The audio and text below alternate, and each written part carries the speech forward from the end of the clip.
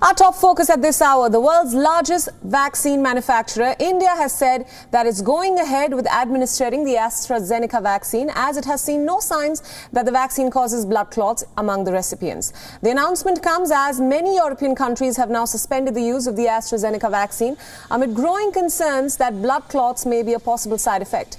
The Indian government has said that the Health Ministry was aware of reports of potential clotting issues. However, the Planning Commission has made it clear that as of now, there were no health concerns regarding the vaccine.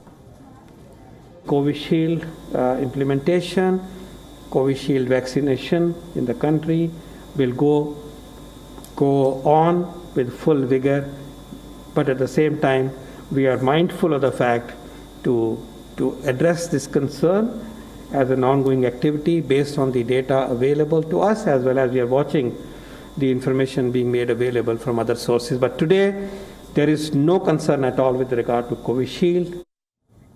The AstraZeneca vaccines are being made in India in collaboration with the Serum Institute of India. Its coronavirus vaccine is known as Covishield in India. Infections have jumped sharply in several parts of the country recently. The number of confirmed cases in 125 districts have jumped by 100 to 150% in the past 2 weeks. In fact, on Wednesday, India reported more than 28,000 new confirmed infections after slipping to under 10,000 per day in February. The country's total case count has risen to 11.4 million, the third highest number in the world as of now, behind the United States and Brazil. India has so far administered some 35 million vaccine doses across the country. Denmark was the first country to suspend the use of the AstraZeneca vaccine, followed by other European nations including Italy, France and Germany. However, both the European Medicines Association as well as the World Health Organization have said that it is only a precautionary measure. According to the health agencies, there is currently no evidence to suggest a link between getting the vaccine and any kind of blood clotting that may ensue after. Meanwhile, the suspension of the AstraZeneca vaccine by several European countries is turning out to be a blessing in disguise for India's neighbour Nepal. The country has faced several delays in shipments of AstraZeneca from India because of the rise in global demand. Nepal received only about 350,000 doses of the AstraZeneca vaccine earlier this month, instead of the promised 2.2 million doses.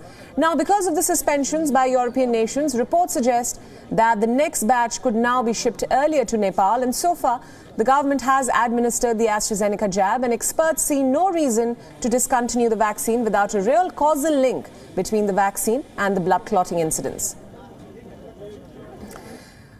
We are now being joined by our principal diplomatic correspondent, Siddhant Sibal, for more on this story. Siddhant, thanks for joining us.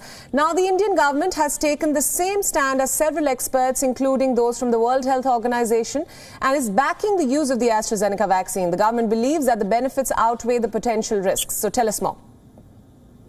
Well, it's literally a shot in the arm for the AstraZeneca jab, the COVID vaccine jab, because now India, UK and the World Health Organization, all three have backed the vaccine, the COVID vaccine. Of course, India is one of the largest producers of the Oxford AstraZeneca vaccine, which is known as Covishield here in India.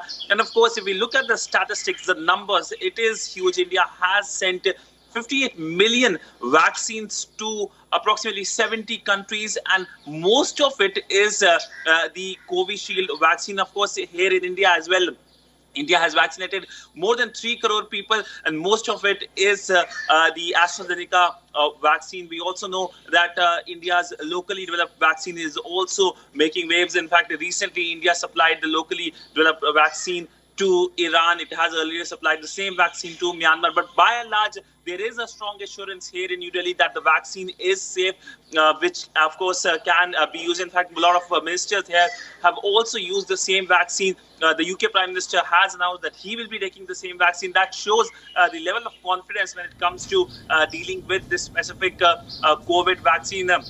The pictures when they will come of the UK Prime Minister getting vaccinated will be something of much more reassurance. In fact, he is expected to come to India next month, and he's expected to go to Pune. While there is no schedule what he's going to do in Pune, but it is no secret that Pune is the place which is hosting the Serum Institute of India, which is the largest vaccine supplier to the world. And of course, a lot of AstraZeneca jabs are produced there. So we do expect a lot of visuals coming during his India visit from that specific place. So there is no worry. That is the message from New Delhi, not only to the domestic population here in India, but across the world, given the fact that India is one of the largest producers of the vaccine. In fact, the largest producers of vaccine, India produces 60% of global vaccines. And in this case as well, in the COVID vaccine case as well, India is supplying vaccine to large portions of the world.